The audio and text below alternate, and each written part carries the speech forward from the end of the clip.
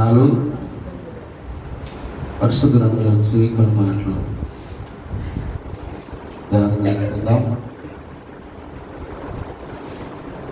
యోహాను సువార్త 14వ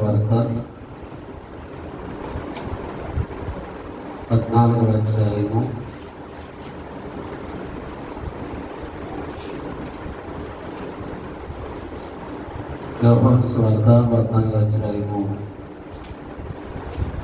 3వ వచనాన్ని చదువుకుందాం. నేను వెళ్ళి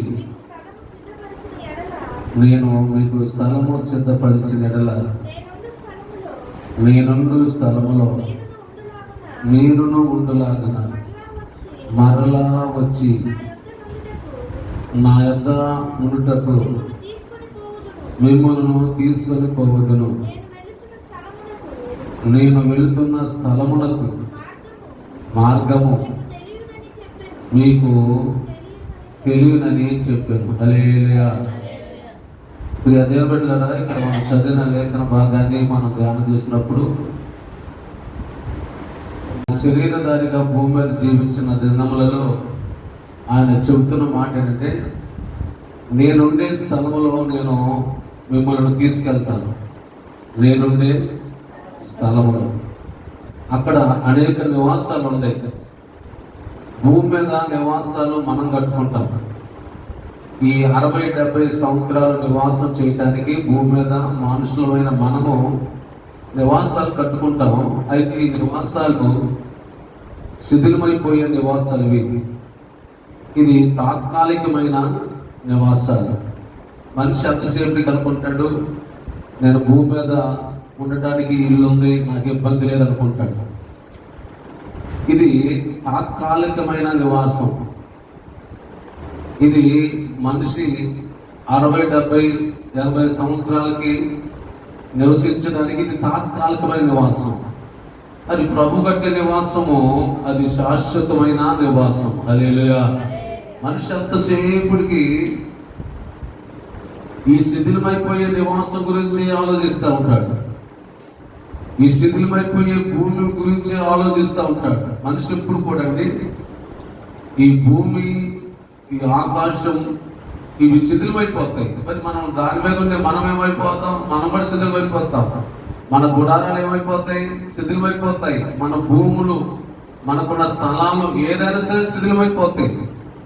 అయితే ప్రభు చెప్పే మాట అంటే, నేనుండే స్థలములో అక్కడ అనేక నివాసాలు ఉన్నాయి. అక్కడ అనేక ఇప్పుడు అక్కడ మీరు కూడా నివసించటానికి, ప్రభుతో ఉండటానికి, ఎవరితో ఉండటానికండి? ప్రభుతో ఉండటానికి నేను అక్కడికి వెళ్తున్నాను. అక్కడ నివాసాలు కడతాను. అక్కడ నివాసం కట్టిన తర్వాత మరలా వస్తాను, మిమ్మల్ని తీసుకెళ్తాను. ఇక్కడ నివాసాలే మనం కట్టుకోవాలి. ఇక్కడ నివాసాలేమో మనమే కట్టుకోవాలి. కానీ పరలోకంలో ప్రభుతో నివసించడానికి ఆయన మనకి నివాసాలు ఉండటానికి ఆయన కడతానికి వెళ్తాడంటండి. ఎంత గొప్ప భాగ్యం చూడండి. మనమే కట్టుకుంటున్నాం, కానీ ఇది శిథిలమైపోతాయి. ప్రభు చేత కట్టబడే ఆ నివాసాలు అవి ఎన్నటికి శిథిలమైపోయేవి. అయితే అక్కడ చెప్తున్న మాట ఏంటంటే, నేను అక్కడ అనేక నివాసాలు ఉన్నాయి. నేనుండే స్థలంలో మీరు కూడా ఉండలాగన నేను అక్కడికి స్థలము సిద్ధపరచ వెళుచున్నాను. అయితే అన్నాడు, మరలా నేను వస్తాను అన్నాడు. అక్కడ ఏమన్నాడన్నా? మరలా అంటే అర్థం ఏంటి? ఆల్రెడీ ఒకసారి వచ్చాడు. మరలా వస్తానంటున్నాడు. అంటే బైబిల్ గ్రంథంలో ఆయన రాకముందు ఎన్నో ప్రవచనాలు మనం చూస్తూ ఉన్నాం. కన్య గర్భవతి అయి కుమారుని కనును. కన్య గర్భవతి అయి అంటే ఆయన రాకమునుపు, ఈ భూమి మీదకి యేసు ప్రభువారు రాకమునుపు ఆయన గురించి ఎన్నో ప్రవచనాలు పాత నిబంధన గ్రంథంలో ఆయన రాకమునుపు ప్రవక్తల ద్వారా దేవుడు ప్రవచించాడు. దేవుని స్తోత్రం. అంటే ఆయన ప్రవచించినవి జరిగింది. దేవుని స్తోత్రం. ఎలా వచ్చాడు అంటే యెషయా గ్రంథంలో 9వ అధ్యాయంలో ఉంది. 9వ అధ్యాయం 6వ వచనంలో ఏలయనగా మనకు శిశువు పుట్టెను. చూసారంటే మనకు కుమారుడు అనుగ్రహించబడెను అంటే యేసు ప్రభువారు ఈ లోకానికి వస్తాడు అని చెప్పి ఆయన రాక మునిపే ప్రవచనాల ద్వారా దేవుడు మాట్లాడాడు. దేవుని స్తోత్రం. అయితే మొదటిసారి ఆయన మరియా గర్భంలో నుంచి వచ్చాడు. దేవుని స్తోత్రం.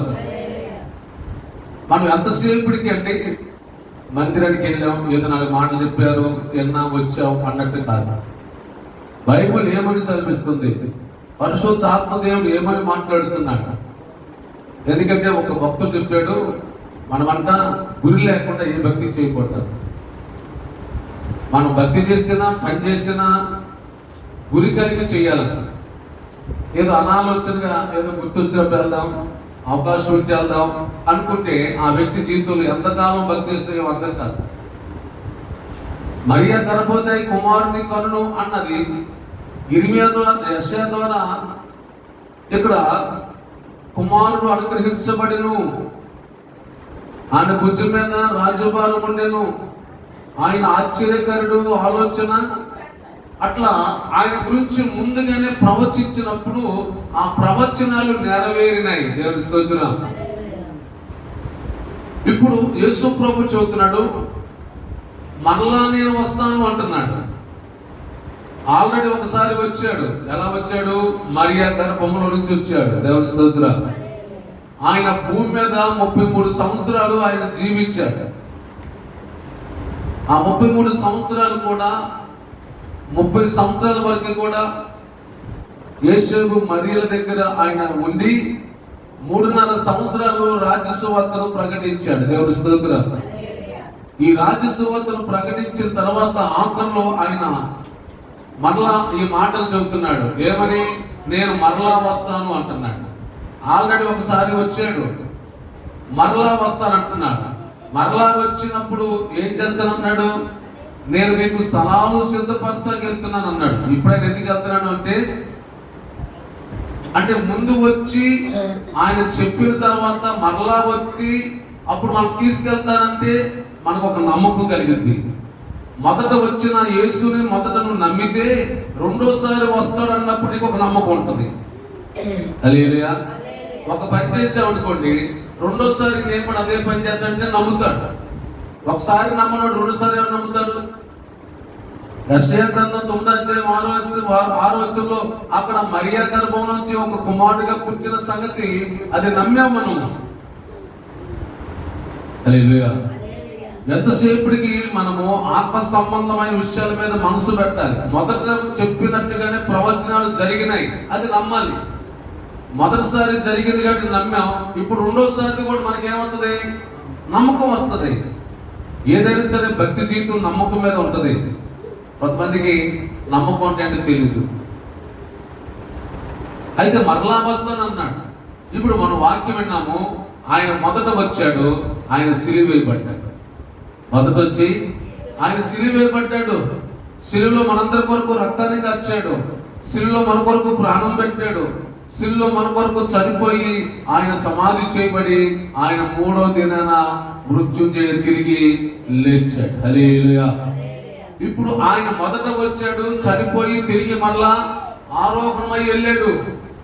అయితే ఇప్పుడు ఆయన ముందుగానే చెప్పాడు, ఏమని? మరలా నేను వస్తాను అన్నాడు. ఎలా వస్తాడంటే ఇప్పుడు మనం బైబిల్ గ్రంథం చదువుతున్నప్పుడల్లా మన మనసల్లా ఎలా ఉండాలంటే యేసు ప్రభు ఆల్రెడీ వచ్చాడు, ఆయన శిలువలో ప్రాణం పెట్టాడు, ఆయన మన కొరకు రక్తాన్ని కార్చాడు, ఆయన చనిపోయాడు. ఇప్పుడు ఏమన్నాడు? మరలా వస్తాను అన్నాడు. ఇప్పుడు బైబిల్ చదివే వాళ్ళందరికీ ఉండవలసిన ఆలోచన ఏంటి? ప్రార్థనకు వచ్చే వాళ్ళకి అందరికీ ఉండే ఆశ ఏంటి? అయ్యా నాకు ఇల్లు కావాలయ్యా, అయ్యా నాకు ఏదేదో కోరికలు ఉంటాయి. ఇప్పుడు బైబిల్ చదువు మన జీవితాల్లో మనకు ఉండవలసిన ఆశ అంతా కూడా ఎంతసేపుడిగానంటే యేసు ప్రభు ఒకసారి వచ్చాడు, మరలా ఏం చెప్పాడు? మరలా వస్తానన్నాడు. ఆయన ఎప్పుడు వస్తాడు తెలీదు. మరలా వస్తాను అన్నాడు. అయితే ఈ వస్తానన్నప్పుడు మనం ఏం చేయాలంటే ఆయన ఎప్పుడు వస్తాడో, ఎప్పుడు తీసుకెళ్తాడో ఆ గుంపులో నేను ఉండాలి అనే మనసు ఉండాలి. హల్లెలూయా. కానీ వాళ్ళ బైబిల్ చదువుతున్న మన జీవితాల్లో చాలా మంది అంటే ఆయన వచ్చే మాట తర్వాత సంగతి, నాకు కావాల్సింది ఏదో నేను అడగాలి దేవుడిని, నాకేది కావాలో దానికోసం వస్తా.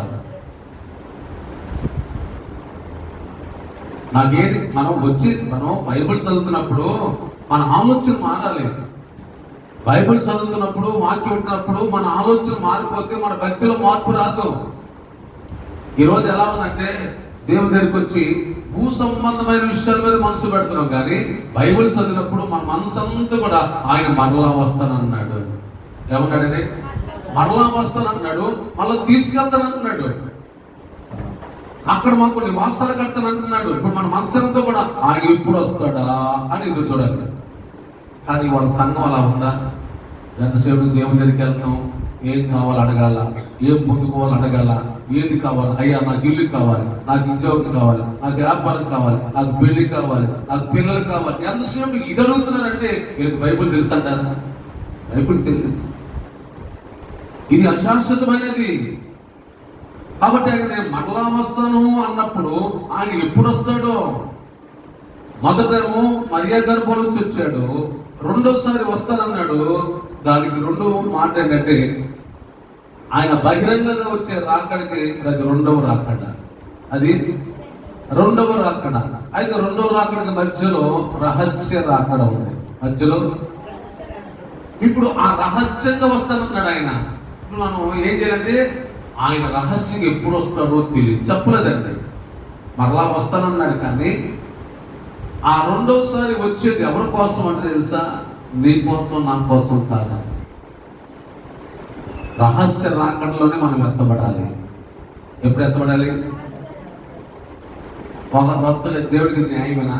వస్తానన్నాడు పలానా టైం అని చెబితే సరిపోతుంది. కానీ అప్పుడు యేసు ప్రభుని శిష్యులు అడిగారు. యేసు ప్రభుని శిష్యులు అడిగారు. ఏమడిగారు ఒకసారి చూడండి. మత్తయి సువార్త 24వ అధ్యాయము, మత్తయి సువార్త 24వ అధ్యాయము 3వ వచనం చదవండి. ఆయన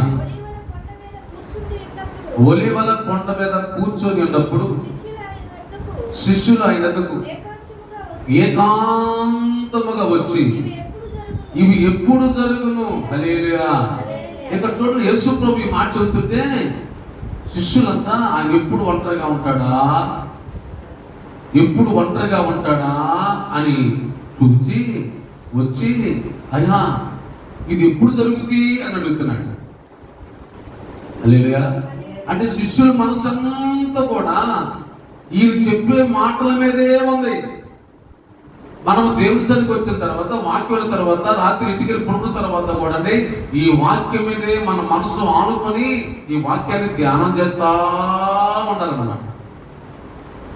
ఇప్పుడు యేసు ప్రభు చెప్పిన మాటలను బట్టి ఈ శిష్యులు ఆయన చెప్పేట్లే మన మీద విన్నాములే అనుకోకుండా అవా అయ్యా ఎప్పుడు జరుగుతాయి ఇవన్నీ చదవండి. నీ రాకడకును, ఇక్కడ చూడండి, నీ రాకడ అంటే మరలా వస్తానంటావు కదా, నీ రాకడకి ఎప్పుడు జరిగింది అంటే ఇప్పుడు వీళ్ళకి ఏమొచ్చింది? ఆలోచన వచ్చింది. మనమేం చేస్తాం? నా ప్రాణమా, తిను, తాగు, సుఖించు, లోకంలో తిరుగు, లోకంలో ఎంజాయ్ చెయ్యి. ఇప్పుడు మనసంతా కూడా శిష్యులకి ఎట్టి వెళ్ళిపోయిందంటే, అయ్యా మరలా వస్తానంటున్నావు కదా, మరి నువ్వు వచ్చేటప్పుడు ఏంటి గుర్తులేంటి? మరి మాకు కావాలి కదా. ఒకవేళ నువ్వు ఎప్పుడు వచ్చావో మాకు తెలియదు అనుకోండి, మా పరిస్థితి ఏంటి? నువ్వు వెళ్ళిపోతావు అనుకో, మా పరిస్థితి ఏంటి? ఈరోజు భక్తి జీవితంలో నుండి వాస్తవాలు తెలియక, దేవుడి వాక్యపు లోతులకి తెలియక, ఏదో కాస్త కాలక్షేపం కోసం మందిరానికి వెళ్ళాం, కాలక్షేపం చేసాం, వచ్చాం అనుకున్నాం. కానీ ఈరోజు మన జీవితాల్లో యేసు ప్రభు చెప్పిన మాటల మీద మన మనస్సు పెట్టాలి. ఆయన మరలా వస్తానంటున్నాడు, ఆయన రాకడ గురించి చెబుతున్నాడు. ఇప్పుడు శిష్యులు ఉన్నారు, వీళ్ళ మనసు అంతా కూడా రాకడ గురించి ఆలోచిస్తున్నారు. వాస్తవంగా వాళ్ళు ఎంతసేపటికి ఆయన రాకడ గుర్తులు జరుగుతూ ఉన్నాయి. ఆయన రాకడ గుర్తుల్లో కొన్ని చెప్పాడు. ఏం తెలుసా? ఇంటిలో సమాధానం ఉండదు అన్నాడు. ఇంటిలో ఏముందంట? అసలు భార్య భర్తలు సమాధానం ఉంటుందా? ఇంట్లో అన్నదమ్ముల సమాధానం ఉంటుందా? పక్కన సమాధానం ఉంటుందా? అన్యాయం రోడ్డు మీద ప్రయాణం చేస్తల్లా? లేదు. ఇవన్నీ రాకడ గుర్తులు. కానీ మనిషికి ఇవన్నీ గుర్తులేవు. వీళ్ళ పని అంతసేపటికి ఏం తినాలా, ఏం త్రాగాల, ఎంజాయ్మెంట్ చేయాలా అంతే. కానీ బైబుల్ చదివినప్పుడు, దేవుడి వాక్యం విన్నప్పుడు మన మనసంతా కూడా ఆ ప్రవచనాలు నెరవేర్పు జరుగుతూ ఉన్నాయి. ఇది మనకు అర్థమవుతూ ఉంటుంది. అప్పుడు ఏమైపోతుందంటే, అయ్యా నీ రాకడెప్పుడు, మా పోకడెప్పుడు సిద్ధపడున్నానయ్యా. ఏ కలిగి ఉన్నాడా? ఎంతమంది సిద్ధపడుతున్నారు వల్ల? ఈ రాకడికి గుర్తులేంటి? యుగ సమాప్తి. ఏంటంట అంటే ఈ యుగం పూర్తయిపోవచ్చింది. ఇప్పుడు నెలాఖరికి మన పరిస్థితులు ఎలా ఉంటాయి? ఉద్యోగస్తుల దగ్గరికి వెళ్తే నెలాఖరికి వచ్చేప్పటికి చాలా టైట్ అయిపోతాయి. ఎందుకంటే ఆదాయం ఉండదు కాబట్టి వచ్చిన ముందు వాడుకుంటా రాకడికి ఇబ్బందిగా ఉంటుంది. అలాగే యుగ సమాప్తి. ఆయన రాకడంటే ఏంటిగా? ఆయన రాకడ వచ్చినంటే యుగ సమాప్తి అయిపోయినట్టే కదా. ఈ లోకం ముగించబడిపోతుంది కదా. ఈ భూమి ఆకాశాలు అయిపోతాయి కదా. అంటే ఎంత దూరం ఆలోచిస్తారు చూడండి. మనం ఎంత దూరం ఆలోచిస్తున్నాం? వచ్చామా వెళ్ళామా అని ఆలోచిస్తున్నాం. అంతకంతా ఇంక రెండో ఆలోచనే స్తోత్రం. కాబట్టి ఆ రాకడు ఎప్పుడు ప్రభువుని అడుగుతున్నాడు. యేసు ప్రభు వారితో చెప్పిన మాట ఏం తెలుసా? 24 అధ్యాయము 3వ వచనంలో వాళ్ళు అడిగితే ప్రభు 24 అధ్యాయంలో 36వ వచనంలో వారితో మాట్లాడుతున్నాడు చూడండి. అది అయితే ఆ దినమును గూర్చి ఆ గడియను గూర్చి తండ్రికి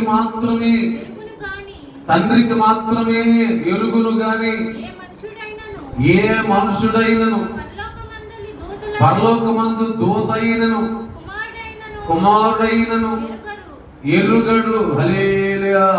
గట్టి చెప్తా హల్లెలూయా. నీ రాకడ గుర్తు ఏంటయ్యా? నీ అమ్మ దొరుకుతున్నాం కదా చెప్పు అని అడుగుతున్నారు. ఇప్పుడు వీళ్ళ మనసు ఏంటంటే రాకడ సిద్ధపడాలి. అమ్మ దేని సిద్ధపడాలి? మనం చేసే ప్రార్థన కానీ మనం చేసే భక్తి కానీ దేనికంటే రాకడలో ఎత్తపడాలి. సమయమిదే సంగమ సమయమిదే సీయోనులో చేరుటకు సంగమ సమయమిదే సీయోనులో చేరుటకు సంగమ సమయమిదే సోడము భూమి మీద పాపసి కటి సోడము భూమి మీద పాపసి కటి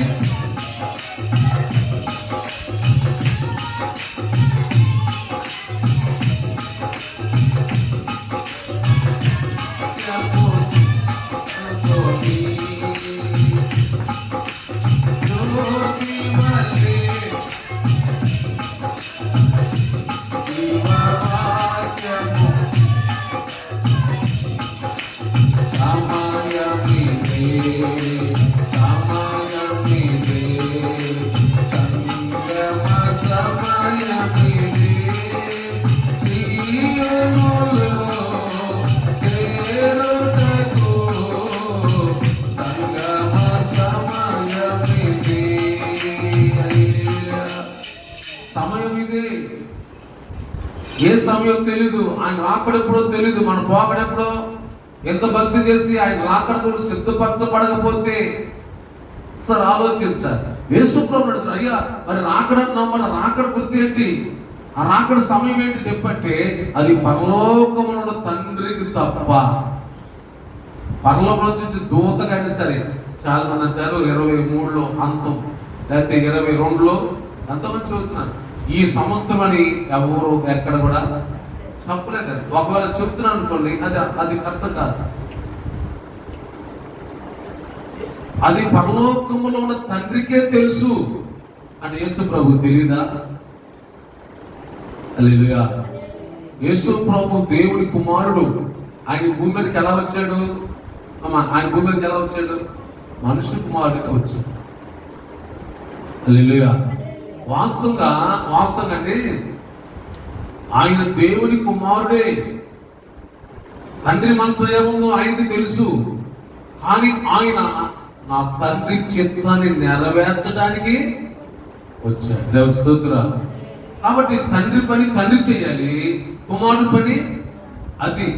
కొంతమంది ఏం చేస్తారంటే వాళ్ళకి ఇచ్చిన స్థాయి కంటే కూడా ఎక్కువ వెళ్ళిపోతారు, ఓవర్లు వెళ్ళిపోతారు. అది వాళ్ళు గొప్ప అనుకుంటారు. హల్లెలూయా. నీ పరిధి ఏంటో నీ పరిధిలో ఉండాలి, నీ స్థాయి ఏంటో నీ స్థాయిలో ఉండాలి. జనాలు చూడగానే వీళ్ళు బాగా గుప్పిపోతారు అన్నమాట. ఏంటి నీకు కూడా తెలుదా? మీ అయ్యగా నీకు చెప్పలేదా? నీకు చెప్పలేదు చేయడానికి ఏదో వెళ్ళిపోతాను అనమాట. నా స్థాయి నాది. హల్లెలూయా. యేసు ప్రభు చెబుతున్నాడు, నా తండ్రికి మాత్రమే తెలుసు అండి. అది పరలోకం నుంచి వచ్చిన దూతలకైనానో ఎవరికైనానో తెలియదు అన్నాడు అన్నమాట. అంటే ఎందుకు ఈ మాట చెప్పాడంటే మన జీవితాల్లో ఆయన రాకడ కొరకు ఎదురు చూడాలి. దేవుని స్తోత్రం. మన ఆలోచన, మన భక్తి ఎప్పుడు కూడా రూపాంతర అనుభవంలోకి వెళ్ళాలి ఎప్పుడు కూడా. అంతేగాని మనం ఇప్పుడు ఎలా ఉందంటే అంతసేపుకి క్రిస్మస్ పండుగ వస్తుందా, ఈస్టర్ పండుగ వస్తుందా, గుడ్డి పైడే వస్తుందా, మన బ్రతుకులు ఏ సరిపోతుంది. సాతాను ఎలా డైవర్ట్ చేశాడంటే ఆయన రాకడ పక్కన పెట్టేసాడు. ఎంతసేపు మన గుడ్డిపేట బాగా చేసే ఉంటుంది. ఏం చేశాడంట? ఏం బాగా చేసింది? 10 మంది కలిసి భోజనం పెట్టాము. మా సంఘంలో బాగా భోజనం పెట్టాం గుడ్ ఫ్రైడేకి, లేకపోతే ఈస్టర్ బాగా భోజనం పెట్టాం. అంటే ఇప్పుడు ఎలా చనిపోయిందంటే రాకడ పక్కన పెట్టేసింది సాతానుడు. మీరు ఎంతసేపుడికి దాని మీదకి పెట్టొద్దు. ఎంతసేపు రాకడ సంబంధం లేదు. ఇంకా ఎంతసేపు క్రిస్మస్ పండుగ ఎలా జరిగింది? కొంతమంది అనుకుంటారు అమ్మా ఎలా పండుగ కాదని. బాగా జరిగింది పండుగ. ఏం జరిగిందంట అంటే ఎంతసేపు సంవత్సరం బాగా పండుగ చేసుకోవటం మన పని రాకడ కొరకు సిద్ధపడాలి. హల్లెలూయా. దేని కొరకు? ఒకరు పండగల ఆడవాడు ఉన్నావు అనుకోండి, రాకడ ఎప్పుడు వచ్చిందో తెలీదు, నువ్వు ఎడబడే గుంపులో ఉంటావు. స్తోత్రం. అందుకని దేవుని కృప బట్టి ఇప్పుడు రాకడ గురించి వర్తమానం చెప్పాలి. వాస్తవంగా అయితే ఎంతసేపటికి మన కాలక్షేపం చేసే కాదు, ఎంతసేపటికి పండగలో కాదు మనకు కావాల్సింది. ఆయన మరలా వస్తానన్నాడు. ఒక్కసారి కనుక ఆయన మధ్యలో రహస్య రాకడలో కనుక మనం సిద్ధపడి ఎత్తబడకపోతే ఇక మనకంటే దరిద్రులు ఎవరు ఉండరు ప్రపంచంలో. ఇక మళ్ళా ఛాన్స్ లేదు. ఇక ఒక్కసారి టైం. ఈ లోకంలో మనం ఏదో వ్యాపారం చేసుకోవాలని ఎన్నో అవకాశాలు వస్తాయి, కానీ ఎత్తబడటానికి మాత్రం ఒక్కసారి అది మనం ఎప్పుడు ఏదో మనకు తెలియదు. కాబట్టి సిద్ధపడి ఉండాలి. దేవుని స్తోత్రం. కాబట్టి రాత్రి ప్రతిబిడ్డరా మనం ఆలోచించాలి. ఆ రాకడ గురించి అడుగుతుంటే అది ఎవరికి తెలియదు. అది ఎవరికి? అది తండ్రికే తెలుసు. యేసు ప్రభు చెబుతున్నాడు. మరీ టెన్షన్ అన్నమాట ఇది. ఇప్పుడు వాస్తవంగా 10 గంటలకి పెళ్ళి అని చెబుతాం. 10 గంటలకి పెళ్ళి అంటాం. 12 గంటలకి అయ్యగారు వచ్చి కూర్చుంటాడు. దేనికి? 10 గంటలకు వచ్చి కూర్చుంటాడు మందిరంలో పెళ్లి చేయడానికి. టైం ఎక్కడ చూస్తూ ఉంటాడు. 11 అయింది, 12 అయింది. అమ్మా ఏదమ్మా పెళ్లి కొడుకు పెళ్లి కూతురు రండి. అసలు వచ్చిందా పెళ్లి కూతురు అంటే? వచ్చిందంటే ఇప్పుడే తీసుకొచ్చారండి. ఇప్పుడు ఏం చేయలేక అమ్మలు ఆమె తయారు చేయాలి. ఆమెను తయారు చేసడానికి ఎంత పడింది? మళ్ళా ఇంకో గంట పట్టింది. వచ్చింది కదా, అయినా ఇక్కడ ఉన్నాడు కదా, అమ్మాయి తీసుకొస్తుంటే తీసుకురా ఆమె తయారు చేయడానికి. అంటే ఒక పెళ్లి కూతురు తయారు చేయడానికి ఎంత టైం పడుతుందో ఒకసారి ఆలోచించాలి. అంత తయారైన తర్వాత ఆమెకు పెట్టాల్సి అన్ని పెట్టిన తర్వాత అప్పుడు తీసుకొస్తారు. ఎందుకంటే తప్పదు, పెళ్లి కూతురు పెళ్లి కొడుకు వచ్చేదా కూర్చున్నాడు పెళ్లి చేస్తారని తీసుకెళ్ళిపోతాడు. కానీ యేసు ప్రభు నువ్వు తయారవుతున్నట్టు ఆయన ఆగడండి. ఇంకా నాలో ఆ పెళ్లి కూతురు యొక్క అలంకరణకి రాలేదయ్యా, ఇంకొక 6 నెలలు పెట్టిందంటే 6 నెలలుగా విత్ సెకండ్లోనే రాకడ. హల్లెలూయా. సిద్ధపడుమా ఓ సంగమా, సిద్ధపడుమా ఓ సంగమా, యేసు వచ్చు వేళ వేచి ఉండుమా,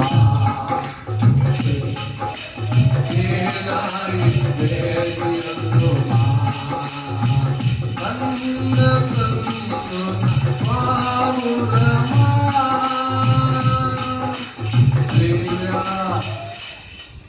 సంగమా, నువ్వు ఎలా ఉండాలంట? సిద్ధపడి ఉండాలి. పెళ్లి కూతురు సిద్ధపడిదాకా పెళ్లి చేయడానికి ఐగర్ ఇక్కడ కూర్చొని ఉంటాడు 1-2 గంటలైనా.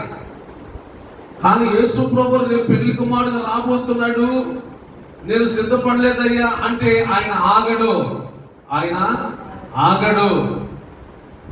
ఈరోజు మన భక్తి జీవితంలో మనము అందుకని ఆ రూపాంతర అనుభవంలోకి రావటానికి మొట్టమొదట మనం సిద్ధపడాలి.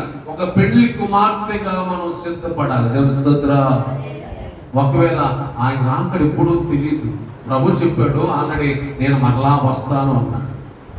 ఇప్పుడు ఎక్కడున్నాడంటే తండ్రి అయిన దేవుడి దగ్గర ఉన్నాడు. ఆయన వస్తాడు. ఆయన రాకడికి మధ్యలో రహస్య రాకడ ఉంది. మధ్యలో ఏముందండి? ఈ రహస్య రాకడ ఎలా ఉందంటే దొంగవలే వస్తాడంట. ఎలా వస్తాడంట? ఆయన దొంగవలే వస్తాడంట. ఎలా వస్తాడు? దొంగోడు ఎప్పుడు వస్తాడు తెలియదు. మరి దొంగోడు ఎప్పుడు వస్తాడు తెలియనప్పుడు ఎంత రహస్యంగా ఉంటుంది. దర్శనం రాసిన మొదటి పత్రిక 5వ అధ్యాయము, దర్శనం రాసిన మొదటి పత్రిక 5వ అధ్యాయము మొదటి వచనం చూడండి. సహోదరులారా, ఆ కాలమును గురించి, ఆ సమయమును గురించి మీకు రాయనక్కర్లేదు. రాత్రి వేళ దొంగ ఎలాగొచ్చును అలాగే ప్రభు దినము వచ్చునని మీకు బాగుగా తెలియను. హల్లెలూయా. ఇక్కడ చెబుతున్నాడు ఈ రహస్యం అంటే దొంగ వలే వస్తున్నాడు. అంటే దొంగోడు వచ్చేది రహస్యం, అది తెలియదు. దొంగోడు ఎప్పుడు వస్తాడు తెలియదు. ఇది రహస్య రాకడ. సంఘము ఈ రహస్య రాకడలో ఎత్తబడుతుంది. మరి ఇంకా మన కుటుంబాల్లో బాప్తిసాలు పొందాల్సిన వాళ్ళు ఉంటారా? మరి వాళ్ళు రావాలంటే రహస్య రాకలు ఎత్తబడాలి కదా. ఇప్పుడు మన 10 గంటల ట్రైన్ ఉంది, అది కానీ అంటాం. మనం ఇప్పుడు అడిగామా? మన కుటుంబంలో అందరూ ఆ బండి వెళ్ళాలి కదా, బండి ఎక్కాలి కదా. ఈ రహస్య రాకడలో మన కుటుంబం అంతా కూడా సిద్ధపడాలి కదా. మరి సిద్ధపడతాక ఉందా? ట్రైన్ మిస్ అయితే ఇంకో ట్రైన్ ఉంది, కానీ టెన్షన్ పడతాం. ఈరోజు కళ్ళు తెరవాలి. దేవుని స్తోత్రం. ఈరోజు రహస్య రాకడలో ఎంత సిద్ధపడాలో ఒకసారి ఆలోచించాలి. దొంగ వలే వస్తాడంట. ఈరోజు మన జీవితాల్లో ఎంత సిద్ధపడగల. నయోమి అంటుంది రూతుని సిద్ధము చేసి స్నానం చేయించి నూనె రాసి వస్త్రాలు ధరింపజేసి ఈ రాత్రి బోయాజు కళ్ళములో ఉన్నాడు. హల్లెలూయా. చూసారా? ఋతు గ్రంథం 3వ అధ్యాయము 3వ వచనం. నీవు స్నానము చేసి మొదట నువ్వు బాప్తిసం పొందాలి. ఆ రహస్య రాకడలో ఎంత పడకపోతే, ఆ రహస్య రాకడలో నువ్వు ఎంత పడాలంటే మొట్టమొదట నీకు బాప్తిసం కావాలి, స్నానం చేయాలి మొట్టమొదట. ఇంకా బాప్తిస్తాలు లేని వాళ్ళు ఎంతమంది ఉంటారు? అసలు దాని గురించి ఆలోచనే లేదు. ఇప్పుడు రూతు గురించి నయోమి ఆలోచిస్తుంది. ఈమె భవిష్యత్తు ఏంటి? ఈమెకి ఏదైనా ఒక దారి చూపించాలి, ఈమె ఒక మంచి మార్గంలో నడిపించాలి. నయోమి రూతు గురించి ఆలోచిస్తుందంటే మనం కూడా ఆలోచించాలి. ఎట్లా? స్నానం చేయించి తైలము రాయించి, తైలం అంటే పరిశుద్ధాత్మ అభిషేకం. దేవుని స్తోత్రం. ఈరోజు ఆ పరిశుద్ధాత్మ దేవుడు మనతో ఉంటేనే ఖచ్చితంగా ఆయన కొరకు ఎదురు చూడగలుగుతాం. హల్లెలూయా. ఈరోజు అంత ఆలోచన ఉంటలా, అంత భక్తి ఉంటలా. ఏదో భక్తికి వెళ్తున్నాం, ప్రార్థన చేస్తున్నాం, వస్తాం. నాకు ఇష్టమైతే వెళ్తానండి, లేదండి. నీకు ఇష్టమైతే వెళ్తావు, నీకు ఇష్టమైతే ప్రార్థన కాదు. నువ్వు ఎత్తబడే గుంపులో, అది రహస్య రాకడలో నువ్వు ఎత్తబడటానికి సిద్ధపడు. అంతే భక్తి అంటే. నేను రక్షించుకోవాలి, నన్ను నేను రక్షించుకోవాలి, నన్ను నేను కాపాడుకోవాలి, నిన్ను కాపాడుకోవాలి. ఆ రహస్య రాకడ, అది రెండవ రాకడకి మధ్యలో రహస్య రాకడ. ఆ రహస్య రాకడ దొంగ వలే వస్తాడంట. ఇప్పుడు వస్తాడు. కాబట్టి రాత్రి మన జీవితాల్లో ఆలోచిద్దాం, గ్రహిద్దాం. దేవుని చెప్తే రేపు ఉదయం మిగతా వచ్చిన ధ్యానం చేసుకుందాం. ఈ రాత్రి దేవుడి ఈ మాటలు మనందరూ నీరు కట్టి ఫలము చేయను గాక. ఆయన రాక ఎప్పుడో తెలియదు.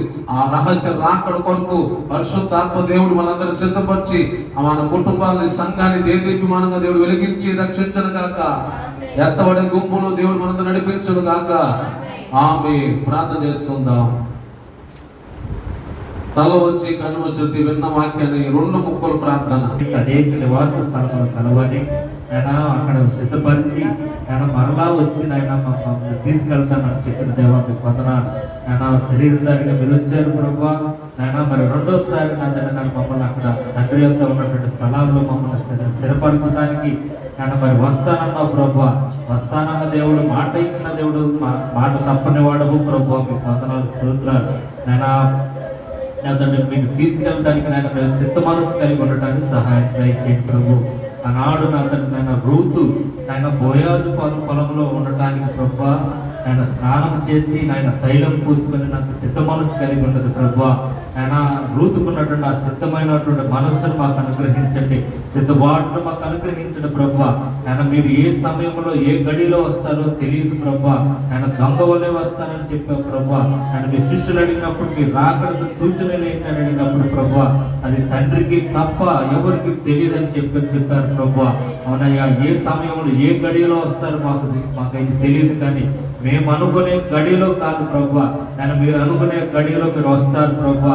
ఆయన మేము ఎదురు చూసేటువంటి వారుగా మేము ఉండడానికి సహాయం దయచేయండి. బుద్ధి కలిగిన కన్యకల వల్లే ప్రభా ఆయన సిద్ధ మనసు కలిగి ఉండడానికి సహాయం దయచేయండి ప్రభు. ఆయన వారి నాదండి నేను బుద్ధి లేని కన్యకులు ప్రభా. ఆయన మరి వారి నాదండి నాయన సిద్ధపడ్డారు, కానీ నాయన వారి అతని బుడ్డిలో తైలం అయిపోయింది ప్రభా. ఆయన మీరు వచ్చే సమయానికి నా తండ్రి వారిలో బుడ్డిలో తైలం అయిపోయింది ప్రభా. ఆయన అటు వారుగా మేము ఉండకూడదు, విడవబడే వారుగా ఉండకూడదు ప్రభా, కడబడే వారుగా మేము ఉండకూడదు ప్రభా. ఎంతబడే గుంపులో మేము ఉండాలి ప్రభా. అటు విధంగా మమ్మల్ని సిద్ధపరుస్తుంది తండ్రి. మీకు వందనాలు, స్తోత్రాలు. మీ వాక్యాన్ని బట్టి నేను మమ్మల్ని మేము నా తండ్రి సరి చేసుకొచ్చు ప్రభా. మాలో ఉన్న లోపాలను మేము విడిచిపెట్టి ప్రభా ఆయన దిద్దుబాటు చేసుకొచ్చు ప్రభా. నా తండ్రి నేను మీ ఎంత భయభక్తులుగా జీవించే ప్రభుత్వం దయచేయండి. అండ్ మా సంఘంలో ఉన్న ప్రతి ఒక్కరు ప్రభు సిద్ధ మనసును వారికి అనుగ్రహించండి ప్రభా. నా తండ్రి నేను విడవబడేటువంటి గుంపులో ఉండకూడదు ప్రభా.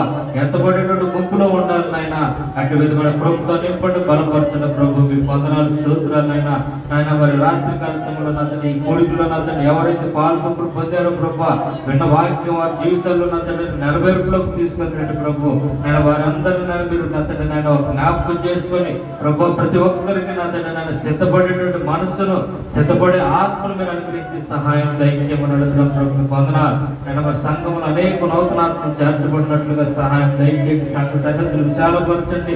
నేను దైవ సేవకుల కుటుంబాన్ని నాతని బిడ్డలు మీరు జ్ఞాపకం చేసుకుని బలపరచండి ప్రభు. వందనాలు. దైవ సేవకులను సేవకులను మీరు జ్ఞాపకం చేసుకుని బలపరచండి. మంచి ఆరోగ్యంతో నింపండి తండ్రి. మీకు వందనాలు. నేను కుమార్తెకు నవమాసాలు మీరు తోడుగా ఉండండి ప్రభు.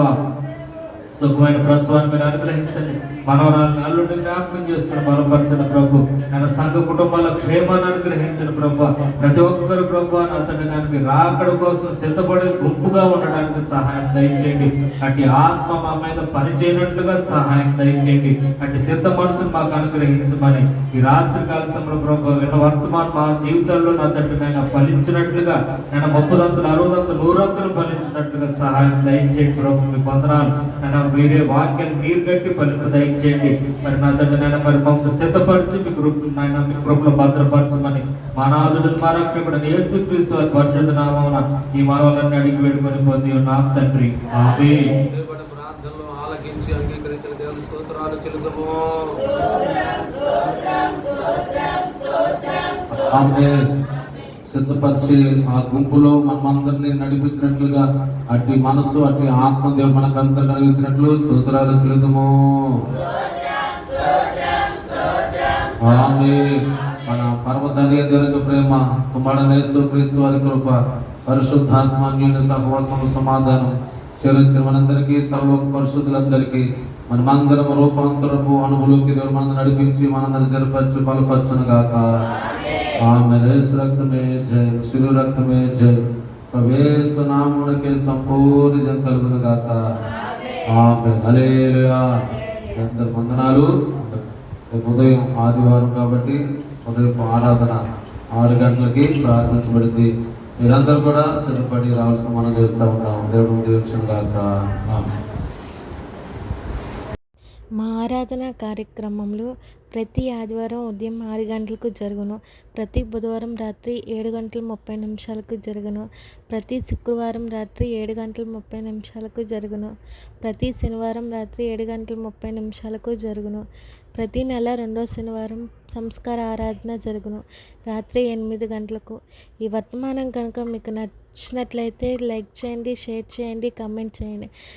సబ్స్క్రైబ్ చేసుకోవడం మాత్రం మర్చిపోవద్దు. పక్కనే ఉన్న గంట సింబల్ని కొట్టడం ద్వారా మీకు మరిన్ని నూతనమైన సందేశాలు వస్తాయి. దాని ద్వారా మీరు ఆత్మీయంగా బలపడతారు. Thanks for watching this video.